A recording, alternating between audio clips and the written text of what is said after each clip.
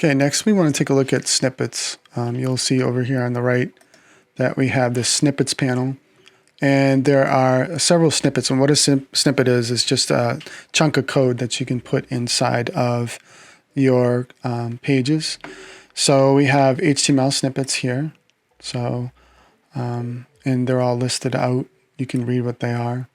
So create a pagination, create a quick form, create a quick table. We just did a table, but you can see that we can do that.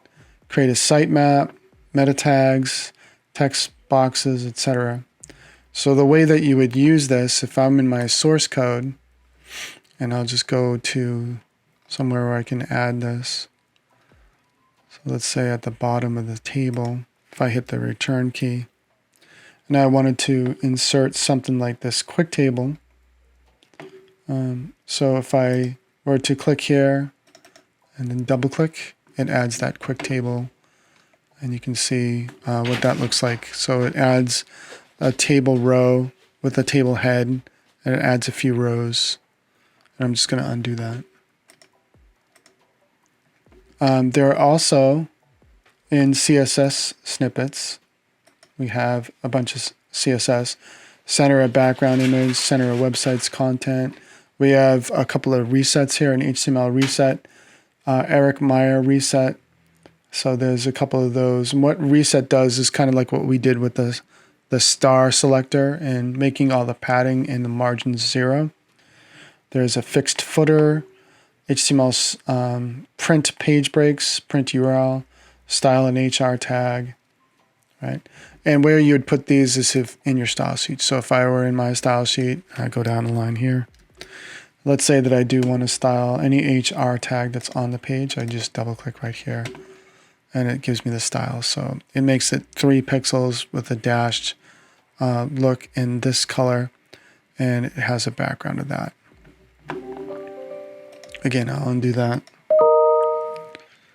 So what I want to show you here is that you have all these snippets that you can do. There's even JavaScript snippets, and there's some PHP snippets and things like that, but you can create your own snippets as well. So this, let's say that this table that we created, we're going to use those colors and those themes in the same way in other locations. We can select that code and then go down here to new snippet, and it will capture all the code that we have for the table. And then I can say, give this a name and call this product table or something like that. Give it a description, services and pricing. And then you can give it a trigger key. So let's say I give it a trigger key of pricing, trigger plus tab. So if I type in the word pricing and plus tab, then I'll get this in the HTML code. And then the snippet type could be wrap selection or insert block. So I'm going to just put insert block, and it will insert all this HTML code, and then I can click OK. So anywhere on this page now, if I were to type in pricing, hit the tab key, I get the entire table that I just created. I'm going to just undo that and undo that. So that's how you can use snippets.